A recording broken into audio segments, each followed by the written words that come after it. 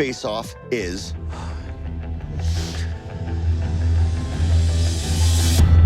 Nora.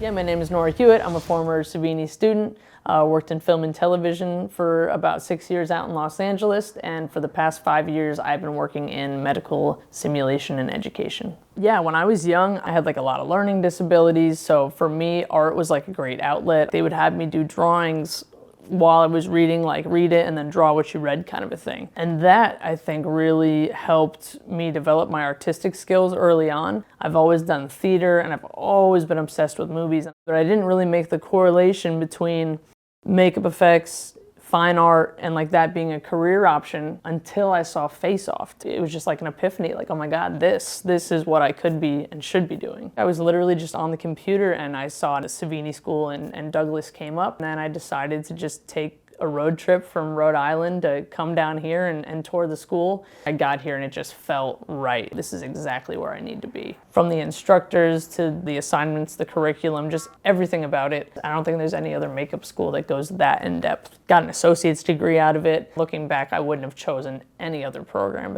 besides the Savini program.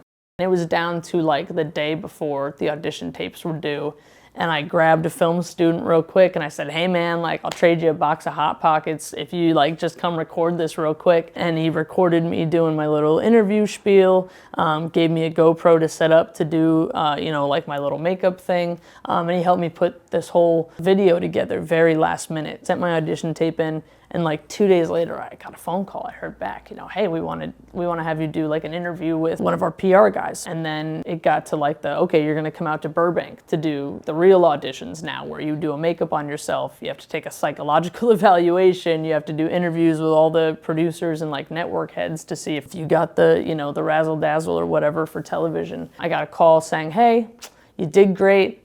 We're gonna consider you for next season, but right now you're our first alternate. So if somebody bails out, like you're in. A couple weeks before I graduated, I got the call that somebody backed out and that I was no longer going to be warming the bench for the season and that I was going to actually get to play. I went in arguably as the biggest underdog, I'd say.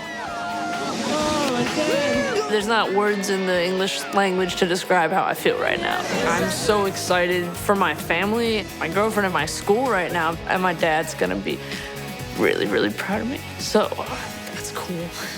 I was really lucky to get to work in a few really amazing shops. Some shops, I had wanted to work in since I had gone to Savini. Vincent Guastini Productions, I'm a huge fan of all the work that he did. The next shop I worked at was Creature Effects, and then ADI gave me the opportunity to work on some of the biggest budget films that, I just never would have had the opportunity to do before. Did a lot of independent work for Soda Effects, so that was really cool. Got to travel and do a lot of on-set work with those guys. And then I kind of wrapped things up in LA working at Thingergy under Frank Ippolito, who is a fellow Faceoff guy.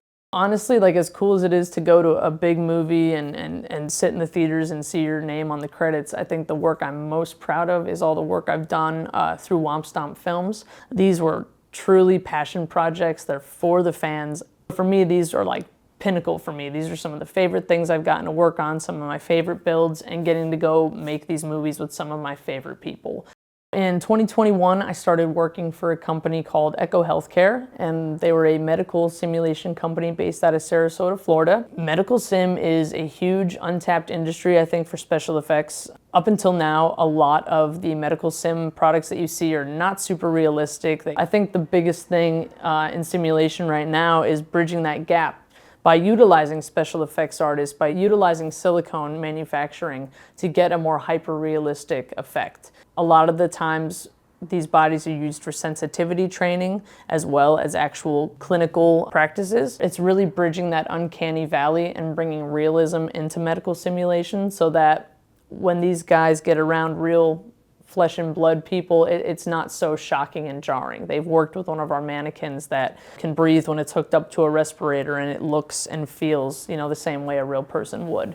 And it's going to be a huge, huge market for special effects artists. I think it's a really untapped field that we're going to see a lot of change in the next few years. Out of my 27 employees, I would say about 7 of us are Savini graduates. Recently, I've been hiring nothing but Savinis. I really try to tap the talent that I know is here at the Douglas Education Center. The caliber of the students coming out of here is going to be what I'm looking for. They're going to have those foundational skills that I can help them build upon. These simulators are going to keep getting more and more hyper-realistic, so as that progression in the industry continues, there's going to be more and more need for silicone technicians, silicone painters, seamers, mold makers, casters. Everything that you would do in an effects shop in Los Angeles for film and television can 100% translate over to medical simulation. It's a really great opportunity for stable work, and it's a really great opportunity to help save lives through innovating medical education. There are so many different things you can do with the education you get here. Anywhere from entrepreneurial endeavors of selling your own personal art, all the way up to, working for major corporations. I've also done work for museums, film, television, obviously, medical simulation, moulage, makeup, which is big with the military, as well as any EMS service, so firefighter, EMS rescue, police, they all do tactical training with moulage and actors to basically play out different scenarios. I have a few people that I graduated with that are doing amazing stuff in taxidermy, as well as costuming. A couple people are doing tattoo art. What we learn here translates worlds. There are so many different things that you can do with sculpting, mold making, casting, fabrication. This stuff is so applicable.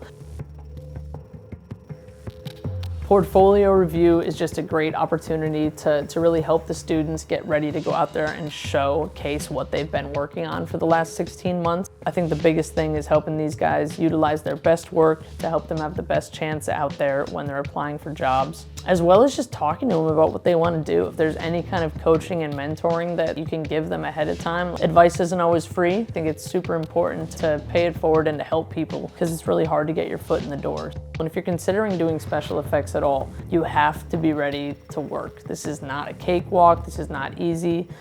This is like any other skill. It takes time and effort to build it. I think the caliber of students we get out of Savini is incredible. They've set standards in the industry, and what you put into this program is 100% what you get out of it. So if you show up, you put the time in, you're respectful, and you listen to your instructors, they have got combined probably over 100 years of experience to hand down to you. But if you put the work in, sky's the limit. Don't let anybody ever tell you you can't accomplish something. If you want it, take it.